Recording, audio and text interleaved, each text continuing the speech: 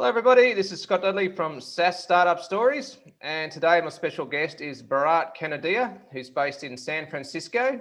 Bharat has valued over 2,000 businesses, including companies like Uber, Airbnb, DoorDash, GE and Tesla, and he's signed off on over 4,500 valuations with $2.6 trillion in assets globally. Welcome to the show, Bharat. Are you ready to rock and roll? Thanks for having me, Scott. Excellent. All right, cool. Let's start off with your background and what initially got you interested in valuing businesses in the first place. It was just by accident. That was the job I got out of college, and I sort of stuck with it. Got to know a lot of good people, and surprisingly, I was good at it. So why fix something if it ain't broke? Oh, all right. So you've pretty much always been doing this right from when you first got out of school, pretty much. Yes. Excellent. Okay. All right. So if we sort of fast forward now to right now, can you tell me a bit about your company, Veristrat, what you provide in a valuation, and also the most common reasons a business would seek a valuation in the first place? Absolutely. So valuations are always done for a purpose. Nobody wakes up one morning and says, I'm going to get my business valued today. There's got to be a need. Yeah. And usually those needs are some kind of a deal or a transaction that they might have in mind, or taxes, or insurance, or accounting, or litigation. Okay. Those are the 5 real reasons why anybody might need evaluation. I have been fortunate enough to value some of the most interesting companies in the world and some of the most interesting assets in the world. For example, I have appraised the Golden Gate Bridge, the Brooklyn Bridge, New York. I have appraised the Atlanta Hartsfield Airport, Uber, Airbnb, DoorDash. So I've been fortunate that I've gotten these opportunities. Yeah, absolutely. It's pretty well-known sort of places and companies for sure. All right. So how big is your company, or is it just yourself? Do you have employees or? Yes, we have 13 employees. We're fairly small, and we are really good at what we do. All right. So would you basically just deal with the customers and then you'd send over information to your employees and then they would actually crunch the numbers to come up with the valuation, would they? Or how does it work? Yeah, the process is fairly simple. If somebody engages us, we tell them that, okay, we need all these information. They send us the information, we collate the information, and we start to putting together a valuation report. Once the valuation report is 80 to 90% of the way there, we have a call with the client and we peel the onion once. And the reason why we do the valuation report 80% first, because we want to understand the business first. So once we understand the business and we've brought ourselves up to speed about the business, then we have a conversation with the CEO or the CFO, and we peel the onion and ask them questions about the business. And we value a lot of SaaS companies as well. In fact, I'm working on a SaaS company right now. And I love the SaaS business, by the way. And once we've had a conversation with the CFO or the CEO, then we do the final touches on the report and we send it to them. And then we might have another call just to go over the numbers so that the numbers are making sense, because the numbers are second nature to us, Yeah. but our reports need to make sense to them. So we walk them through the reports once. Okay, interesting. All right, so what sort of SaaS companies do you actually provide valuations for? I mean, there must be some sort of criteria where you wouldn't just value any SaaS company. We do SaaS company valuations. It could be for stock equity compensation, right? Stock compensation is a big piece of hiring people, good people in SaaS, or we do it for investment purposes. So say, for example, if Sequoia Capital or Andreessen Horowitz is investing in a SaaS company, they need to know what that company might be worth. We can help them with that. Or many a times founders receive, say, 2 term sheet. One term sheet says $50 million in valuation, and that's from, say, Excel Partners, and one term sheet says $100 million in valuation, and that might be, say, from Sequoia. I help founders understand that, hey, just because Sequoia gave you $100 million valuation, that does not necessarily mean it's to your benefit. Sometimes taking a $50 million valuation is to your long-term benefit. Okay, interesting. All right, excuse me. All right, so in your opinion, what are the most important things that affect a SaaS company's valuation?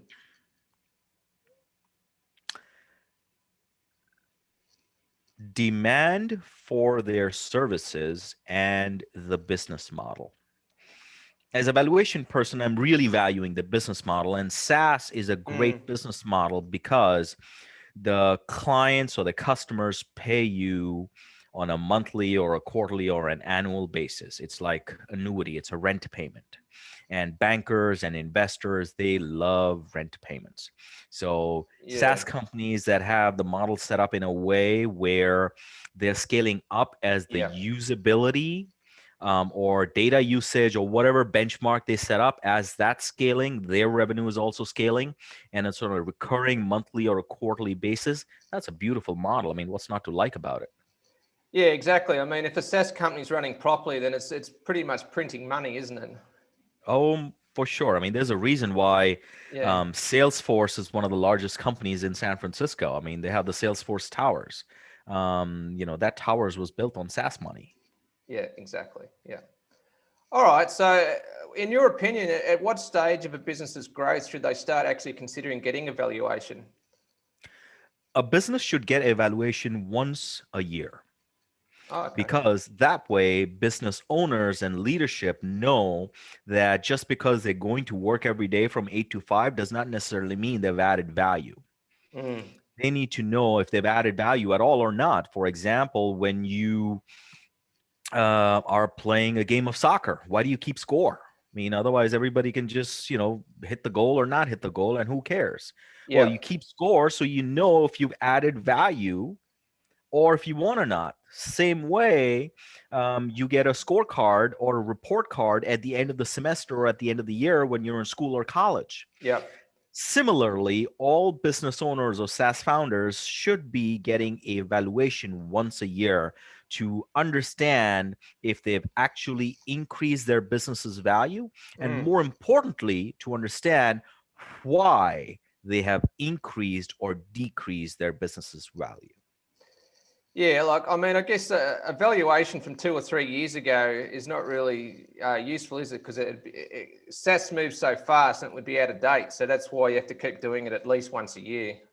Precisely. And sometimes even once a year is not good enough. I mean, if the company is going, showing exponential growth, and they had, say, 50 customers in March and they have 400 customers by October, they might need to do evaluation twice a year, because that's a different company. Yeah, absolutely. Yeah, makes sense. All right. So as far as customer acquisition, how are you currently marketing Veristrat to attract new business? Scott, God's been kind. I have started a YouTube channel, What's It Worth, as you may have seen. Yeah, I have seen it. And many folks watch my videos on What's It Worth, and business flows to us from my channel, and our SEO has gone up. So creating video like you're doing right now is the best thing you can do to market your business. So it's all organic. Exactly. In fact, I have a video coming up in a few weeks about how to value a SaaS company. I'd be happy to share that with you as soon as it comes out. Yeah, that'd be fantastic. We'll grab a link to that in the show notes, because we get all of these transcribed. So yeah, that'd be fantastic. Yeah. All right. So seeing as you've got plenty of experience with valuing SaaS companies, what would you say are the most common mistakes that you see SaaS founders making that's sort of detriment to growing and scaling? Great question. One of the biggest mistakes SaaS founders make is trying to eat the chicken than to eat the egg. So you don't want to eat the chicken. You want the chicken to give you an egg every day. So many of the SaaS founders, they try to take a big chunk from a customer up front. That's not where the money is. So say, for example, I'm working with a company right now. Their SaaS revenue is $4 million. Out of the 4 million, 3 million is implementation, and 1 million is a yearly recurring revenue. Right. And I talked them into switching the 3 million implementation, which I understand they're bootstrap, but instead of taking 3 million up front, why don't you take the 3 million as part of the annuity from your customers? And once you do that, your $4 million revenue can get a 10x multiple. Versus if the 3 million was towards implementation, I could only probably give you 2 or 4x multiple on the 3 million. But as soon as you transfer the 3 million towards a SaaS revenue, which is annual or recurring revenue, you get a 10x multiple. So yeah, you might have to take it up on the chin in the beginning, but it's going to snowball eventually. Yeah. So basically, SaaS founders, what they really have to do is not F it up. Yeah. Long-term thinking, basically, isn't it? Precisely. And that's where the recurring revenue is just absolutely crucial. Yeah. Precisely. And you got to keep the clients happy, right? I mean, the clients should be your biggest champions. Clients should say that, oh my God, Scott, the software that he's developed is fantastic. It makes my life easy. And if I've got a problem, I can give Scott or his team a call and they solve it for me like this. And if you've got a customer that says that, that customer is never, ever going to leave you. And she is going to tell about you to everybody she knows. Yeah, that's right. Because it's so easy to just switch to the competition, and a lot of these SaaS companies have a fair bit of competition. So you want to basically give them a reason to not even consider it. Precisely. Yeah. All right. So are most clients you work with surprised with the numbers you give them in a valuation? Oh yeah. I mean, the clients are never going to be happy with the numbers. I mean, that's why it's very important to understand what is really important in SaaS. I'm working with a company right now. They're a software provider and they could switch to SaaS, but they take a percentage of the client's revenue. And I tried to speak to them that no, you don't want to take a percentage of client's revenue. Instead, you may want to have a monthly or a quarterly or an annual recurring subscription business model with the client. But they were not ready to listen. So they get the valuation they get. They'll probably get 2 to 4x. What I was trying to tell them that if you switch a business model to percentage to subscription, yeah, your revenue might go down. So say if your revenue is $1 million, it might go down to 600,000, but 1 million times 4x or 1 million times 2x versus 600,000 times 10x. Yeah. Which is bigger? Yeah, exactly. So, but does some people disagree and think that it should be worth a lot more? I imagine that would be a common reaction. Worth more or worth less? So if it's for tax purposes, they might want a lower valuation. But okay. the good thing is I am paid for my opinion. So of course I am here to listen to logic and reason. But if the client is just kicking and screaming and they want a lower valuation or a higher valuation, why? Because they just want it. Well, that doesn't fly. True. And I guess having worked with over 2,000 businesses, they've got to trust what you're talking about too.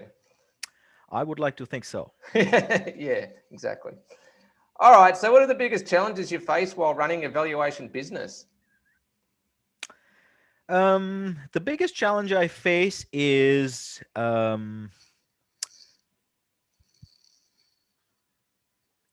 explaining people why something is worth so and so. Yeah, I see. So people have called me many times in the last few weeks and asked me about Tesla. That why is Tesla worth 1,400 price to equity ratio? I mean, it's one of the highest ever. Why? And I'm like, look, I don't know. I don't agree with it, but this is probably why, because investors are banking on Tesla's growth. Now, can Tesla grow that much? I don't know. I'm not a fortune teller, but I think it's overvalued. But people who've already invested in Tesla, they don't want to hear that.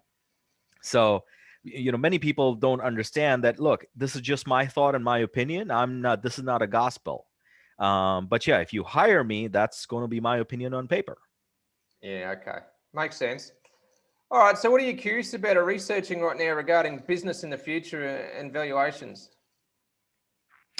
What I'm most curious to know that if the kind of valuations that we're seeing in the equity markets right now, and that's globally, Mm. is that sustainable? Ah, yeah. Um, and I don't have an answer to that right now. I am still working on weaving an answer in my head. I don't think so, but then we live in a very different world, so it could be possible. So that's something I'm still sort of collecting my thoughts on. Just out of interest, has COVID affected valuations in general, in your opinion, or not really? Oh God, yeah. I mean, the business is great, but giving a valuation is very different. So, a company that was doing, $10 million, in 2019, all of a sudden, sometimes they're doing $15 million, or they're down to $2 million. But the owners or the founders, they expect the same valuation they received in 2019. Well, the world has changed, their company has changed. So why do they expect the same valuation? Yeah, true. With SaaS businesses in particular, though, I don't think they would have been affected as much as, say, somebody selling physical products, for example. I mean, do you If it's a agree? Or true SaaS business, it would not have. yeah, And that's why exactly. SaaS companies are fantastic because of the recurring revenue. No matter what, they will get that money. For example, Zoom. Zoom subscription is, I think, if you pay on a monthly basis, it's $15 a month, Mm, which adds up to $180 for the year. But yep. if you pay for the year up front, you can buy it for $150. Mm, Wall Street rewards $150 more than the $180 because you have the client's money up front. yeah, exactly. Yeah. Yeah, you see lots of SaaS companies trying to incentivize people to upgrade to the yearly plans, and obviously there's a good reason for it. Yeah. Yeah, so they're okay with giving the 20% discount because the incremental cost to them is almost nothing. But by Yes. taking the money up front, their valuation is going from 6x or 7x to 10x. So that's where they make the money. Yeah, makes sense. All right, excellent. Where can people go to find out more about Veristrat?